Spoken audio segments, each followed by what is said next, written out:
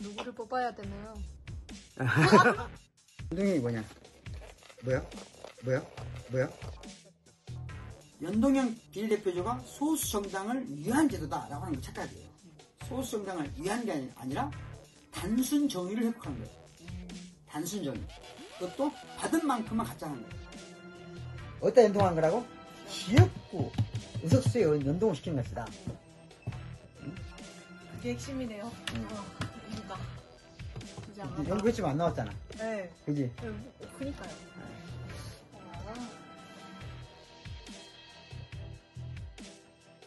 오늘은 제가 최근에 우리 시민자유대학 회원 몇 분을 만나면서 그런 생각이 들었어요. 왜 지금 막 연동형 비례대표제 또는 준연동형 비례대표제 이런 말을 하는데 이게 왜 생겼고 도대체 무슨 말인지 왜 막 이상한 정당들이 만들어지는지 이런 사연을 잘 모르는 성향이 있는 것 같아서 오늘 이제 그런 이야기를 하면서 우리 시민자유대학 회원만큼은 연동형이 왜 한 거고 무엇 때문에 하는 거고 어떻게 작동하고 있고 또 이런 걸 좀 어느 정도 상세히 알았으면 좋겠다 그런 소망을 가지고 오늘 촬영을 하는데요. 같이 저하고 촬영을 할 우리 김설아 양을 소개하겠습니다.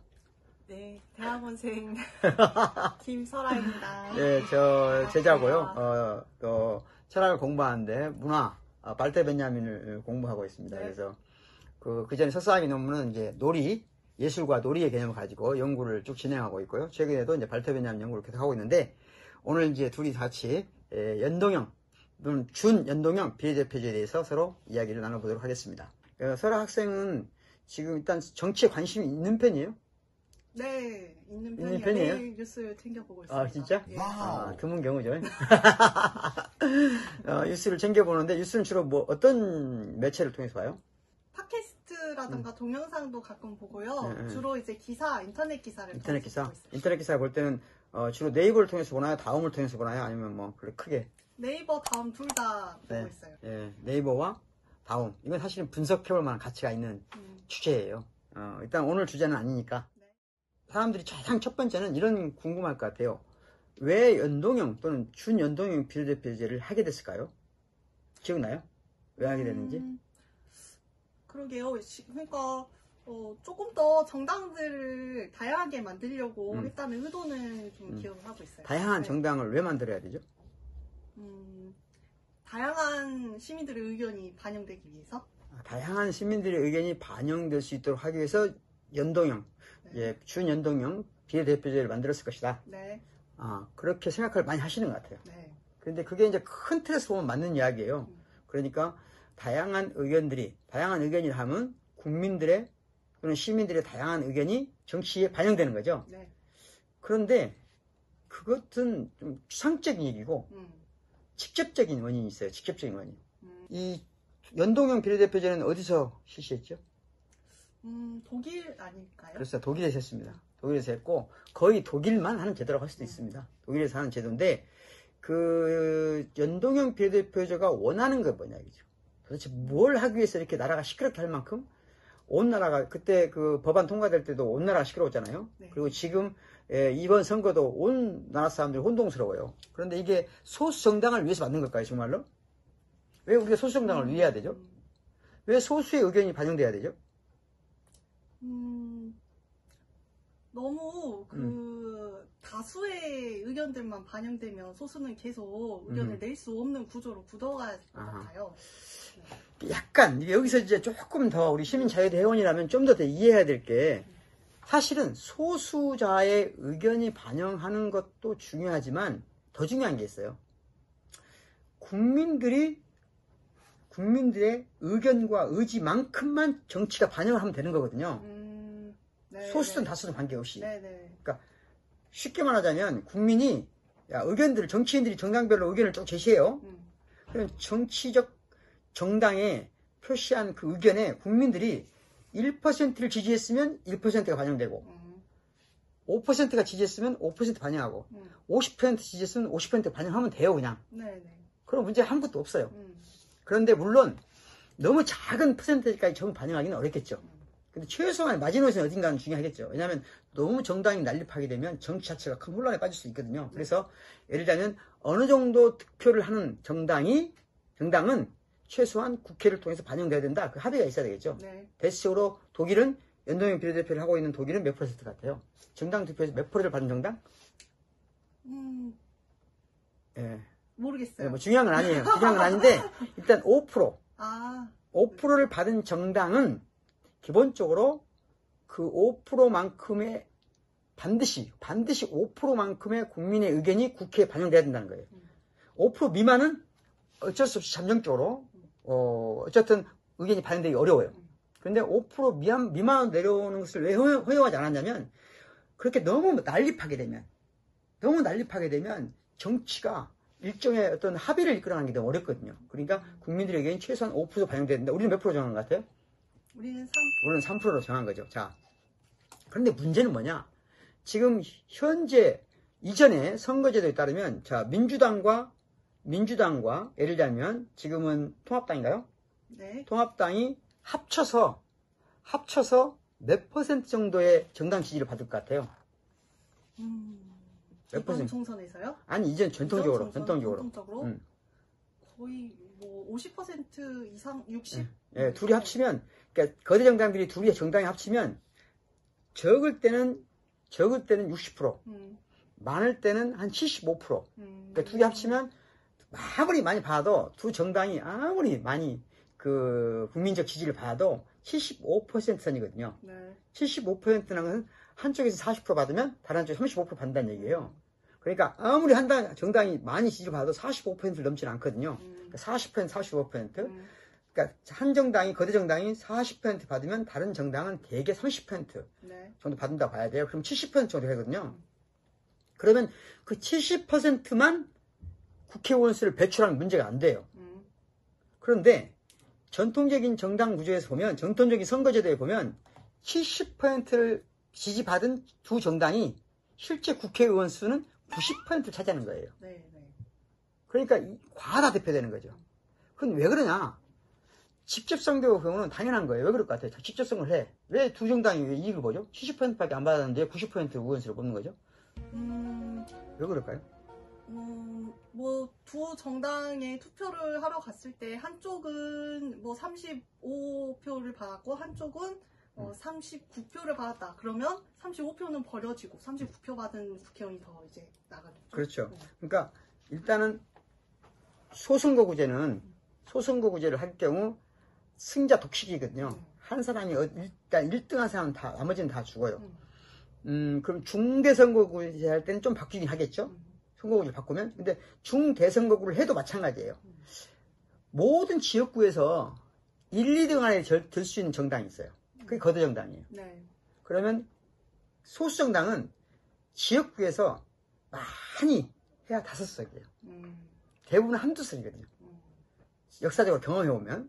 그러면 그 대부분의 정당이 예를 들어서 A라는 정당이 정의당을 경험을 예를 들어볼게요. 정의당 같은 경우 다한 선거 후보를 내요. 그렇지만 3등 안에 들긴 해도 2등 안에 드는 경우는 거의 없어요. 그렇죠. 잘해도 2등밖에 못해 지금. 그러니까 그 모든 표가 사표가 되는 거예요. 그러니까 소선거구제든 중대선거구제가 조금 낫겠지만 어떤 소선거구제에서는 특별히 모든 지역구 선거에서 1등 후보를 낼 수 없는 정당은 실제로 정당에 나머지 표를 받은 표를 대변을 못해요. 그래서 직접 지역구 선거만을 가지고는 국민들의 의견을 반영할 수 없다는 거죠. 뭐지? 지역구 선거만을 가지고. 그러면 비례대표제로 국민들의 의견을 반영해야 된다. 이게인데 전통적인 비례대표제는 뭐죠? 정당 득표율에 따라서 나누어 그렇죠. 가는 건데요. 산술적으로 네. 그냥 정당 득표에 따라 나눠 갖는 거예요. 예를 들면 비례대표 의원수가 예전에 몇 석 있었죠? 47석. 지금은 그렇고 그 전에. 아, 그전에는요? 예. 잘 모르겠어요. 아까 공부했잖아요. 어? 몇 석? 모르겠어요. 70석. 네. 자, 70석이 옛날에 비례대표제였어요. 예를 들면 뭐 중요한 건 아니죠. 70석이든 80석이든. 자, 70석이라고 쳐봐요. 70석의 비례대표제가 있다. 그러면 70석의 비례대표를 어떻게 나눠갔냐면 정당 득표율대로 그냥 산술적으로 나눠 갖는 거예요. 자, 민주당이 30%를 했다. 그럼 몇 석을 갖겠어요? 10석 중에 3석이니까 37에 21, 21석을 갖는 거예요. 네.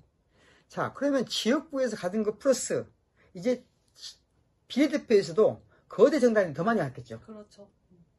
21석을 갖게 되고 20석을 받는다 쳐 대략 30% 지지받는 당이 비례대표로 20석을 얻어요. 그 다음에 아까 뭐죠? 우리가 지역구에서 230석이에요. 네. 230석을 그들이 거의 5대5로 나누거든요. 네. 그럼 여기가 몇 석이에요? 115석이죠. 네. 그럼 합치면 몇 석이에요? 135석. 그러니까 30%를 받은 정당이 전통적인 선거 방식으로 보면 135석을 가져요. 그런데 몇 석이 135석이면 거의 40% 가까운 거예요. 네. 그러니까 거대 정당들이 10% 이상 더 받는 거예요. 네. 이걸 바꾸는 방법이 뭐냐? 그게 연동형 비례대표제입니다. 그러니까 이것은 소수 정당에게 이익을 준다는 게 아니에요. 이거 큰 환상이에요. 소수 정당에게 이익을 주는 것이 아니라 거대 양당이 부당한 이득을 받는 것을 말하자면 정당하게 분배하는 거예요. 아, 정당한 자기 몫을 가게끔 해주는 거군요. 그렇죠. 그러니까 이건 굉장히 큰 오해가 소수 정당을 위한 제도다. 이건 굉장히 큰 거짓말이에요. 네. 소수 정당을 위한 제도가 아니라 거대 정당이든 소수 정당이든 공정한 게임을 하게 한다는 거예요. 네. 다시 말하면 받은 국민들의 지지를 받은 만큼만 의석수를 갖게 하는 거예요. 그래서 이것은 어떻게 보면 정의의 회복이지 소수 약자를 위한 제도가 아니다. 약자도 강자도 똑같은 몫을 차지하게 하는 것이 이 제도다. 이게 핵심이에요. 그러면 내가 그렇다면 그럼 준연동형 비례대표제는 어떻게 비례대표 후보들을 구성을 할까요? 그렇죠. 그렇게 하려면 이제 만약에 그 완벽하게 그 받은 만큼만 하려면 준연동제가 아니라 연동제를 해야 돼요. 그럼 연동제라는 것은 좀 더 의석수가 많아야 되겠죠. 다시 말하면 이걸 완전히 이렇게 하려고 생각하면 3분의 2는 그러니까 200석 정도는 지역구로 뽑고 100석 정도는 연동형 비례대표제로 뽑으면 거의 완벽하게 정의로운 기준이 달성됩니다.